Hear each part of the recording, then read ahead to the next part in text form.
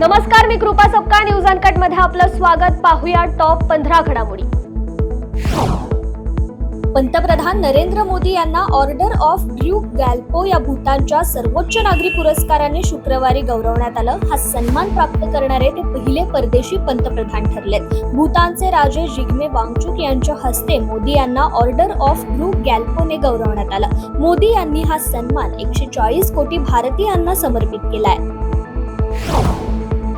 अमेरिकेच्या शिकागो शहरातून सोमवारपासून राम मंदिर रथयात्रेला सुरुवात होतीये.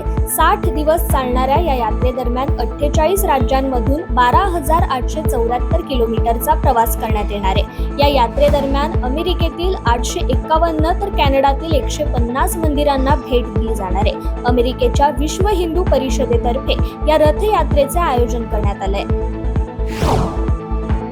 अरबी समुद्रात पुन्हा एकदा भारतीय नौदलाने आपली ताकद दाखवून दिली आहे. तब्बल 3 महिने सोमालियन चाच्यांच्या ताब्यात असलेल्या जहाजाची सुटका करण्यात आली असून 35 समुद्र चाच्यांना ताब्यात घेण्यात आलंय.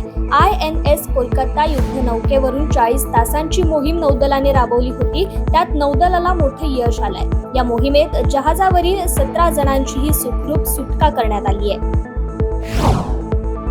पंतप्रधान नरेंद्र मोदी यांचा लक्षद्वीप येथील फोटोवरून प्रचंड वाद झाल्यानंतर मालदीवचे राष्ट्राध्यक्ष मोहम्मद मोइझू यांनी आता नरमाईची भूमिका घेतली आहे. देशाला कर्जातून बाहेर काढण्याकरता मालदीवने भारताकडे याचना केली आहे. मालदीववर अंदाजे $400 मिलियन कर्ज असल्याचं दिसून येत आहे.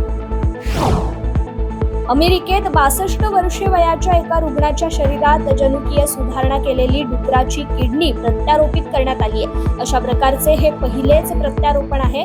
आज मॅसॅच्युसेट्सने जनरल हॉस्पिटलमध्ये 4 तासांच्या शस्त्रक्रियेनंतर हे प्रत्यारोपण यशस्वीरित्या करण्यात आल्याचं डॉक्टरांनी सांगितलंय. DRIने एक मोठी कारवाई करत अंमली पदार्थाची तस्करी करणाऱ्या एका आंतरराष्ट्रीय टोळीचा पर्दाफाश केलाय. DRI अधिकाऱ्यांनी आज नवी दिल्लीत सुमारे 15 कोटी रुपये मूल्याचे 1.59 किलो कोकेन जप्त केलाय. ही टोळी आफ्रिकेतून भारत नेपाळ सीमेवरून भारतात अंमली पदार्थ आणि सायकोट्रॉपिक म्हणजेच मनावर नकारात्मक परिणाम करणाऱ्या पदार्थांची तस्करी करत होती. कथित मद्य घोटाळा प्रकरणात मुख्यमंत्री अरविंद केजरीवाल यांच्या अटकेवर जर्मनीने टिप्पणी केली आहे. त्यानंतर भारताने त्याचा कडक शब्दात विरोध केलाय. जर्मन दूतावासाचे उपप्रमुख जॉर्ज एन्जिव्लर यांना आज परराष्ट्र मंत्रालयाने अधिकृतरित्या विरोध केल्यामुळे बोलावून घेतले होते. परराष्ट्र मंत्रालयाने जर्मन दूतासमोर म्हटलं की त्यांच्या देशाने केलेली टिप्पणी भारतातल्या अंतर्गत प्रकरणात हस्तक्षेप करणारी होती. देशातील न्यायिक प्रकरणात हस्तक्षेप करणं योग्य नसल्याचं भारताकडून स्पष्ट करण्यात आलंय. जवळपास 20 वर्षांपासून फरार असलेला गँगस्टर असलेला पुजारीला चीनमधून भारतात आणलंय. पुणे शाखेच्या अधिकाऱ्यांचे पथक त्याला मुंबईतील छत्रपती शिवाजी महाराज आंतरराष्ट्रीय विमानतळावर घेऊन पोहोचले आहे. मुंबईत पुजारीवर हत्या आणि खंडणीचे डझनभर गुन्हे दाखल आहेत. सध्या कांद्याच्या निर्यातीवर बंदी आहे. ही बंदी 31 मार्च पर्यंत असल्याचं सरकारने सांगितलं होतं. मात्र आता 31 मार्च नंतरही कांद्यावरील निर्यात बंदी कायम राहणार असल्याचा निर्णय सरकारने घेतलाय. सरकारच्या या निर्णयाच्या विरोधात शेतकऱ्यांसह विविध शेतकरी संघटना आक्रमक झाल्यात. हिमाचल प्रदेशमध्ये 6 माजी आणि 3 अपक्ष आमदारांनी भाजपमध्ये प्रवेश केलाय. त्यामुळे आता हिमाचल प्रदेशमध्ये काँग्रेसला मोठा धक्का बसलाय. राज्यसभा निवडणुकीत क्रॉस वोटिंगमुळे अपात्र ठरलेल्या 6 माजी आमदारांनी भाजपमध्ये प्रवेश केलाय. त्यामुळे ऐन लोकसभा निवडणुकीच्या तोंडावरच हिमाचलमध्ये काँग्रेसला मोठा धक्का बसलाय. संसदेत पैसे घेऊन प्रश्न विचारल्याच्या प्रकरणात तृणमूलच्या माजी खासदार महुआ मोइत्रा यांच्या घरावर CBIने छापा टाकलाय. कोलकात्यातील अलीपूर भागातील रत्नावली नावाच्या इमारतीत 9व्या मजल्यावर महुआ मोइत्रा यांचा फ्लॅट आहे.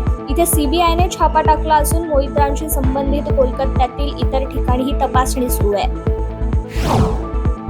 रशियाची राजधानी मॉस्को मधील क्रोकस सिटी हॉल या कॉन्सर्ट हॉलमध्ये अंधाधुंद गोळीबार झाल्याची घटना घडली आहे. या गोळीबारात 93 जणांचा मृत्यू झाला असून 100हून अधिक जण जखमी झाले असल्याची माहिती रशियन सुरक्षा यंत्रणांनी दिली आहे. क्रोकस सिटी हॉलमध्ये पिकनिक नावाच्या रशियन रॉक बँडची मैफिल आयोजित केली होती आणि तिथेच हा गोळीबार झालाय. रशियाची राजधानी मॉस्कोमध्ये अंधाधुंद गोळीबार करण्यात आल्याची घटना घडली. या दुर्दैवी घटनेमुळे मॉस्कोसह जग हादरलंय. जगभरातून या हल्ल्याचा निषेध होत असून पंतप्रधान नरेंद्र मोदी यांनीही यावर प्रतिक्रिया दिली आहे. आम्ही मॉस्कोमधील दहशतवादी हल्ल्याचा तीव्र निषेध करतो. पीडितांच्या कुटुंबियांच्या दुःखात सामील आहोत. या दुःखाच्या प्रसंगी भारत सरकार रशियन फेडरेशनच्या लोकांसोबत एकजुटीने उभा आहे, असा दिलासा पंतप्रधान नरेंद्र मोदी यांनी रशियन नागरिकांना दिलाय. इटलीच्या पंतप्रधान जॉर्जिया मेलोनी डीप फेकच्या बळी ठरल्यात. अश्लील डीप फेक व्हिडिओ बनवून तो ऑनलाईन पोस्ट करणाऱ्या आरोपींकडून त्यांनी 1 लाख युरो नुकसान भरपाईची मागणी केली आहे. या प्रकरणी आरोपींमध्ये पिता पुत्राचा समावेश आहे. मुलाचे वय 40 वर्षे तर वडिलांचे वय 73 वर्षे इतके आहे. दोघांनी मिळून मेलोनीचा अश्लील व्हिडिओ बनवला. या प्रकरणात मेलोनी यांनी दोन्ही आरोपींविरुद्ध मानहानीचा खटला दाखल केलाय व या दोघांना लगेचच अटक करण्यात आली. ब्रिटनची राजकुमारी केट मिडल्टन यांनी काल मोठा खुलासा केलाय. त्यांनी एक व्हिडिओ शेअर करत त्यांना कॅन्सरचं निदान झालं असल्याचं स्पष्ट केलंय. शस्त्रक्रियेतून बरे होण्यासाठी तुमच्या पाठिंब्याबद्दल आणि अद्भुत शुभेच्छांसाठी मी वैयक्तिकरित्या तुमचे आभार मानू इच्छिते, असं एका व्हिडिओमध्ये केट मिडल्टन यांनी म्हटलंय. टॉप 15 मध्ये आज इथेच थांबूयात. पाहत रहा न्यूज अनकट. धन्यवाद.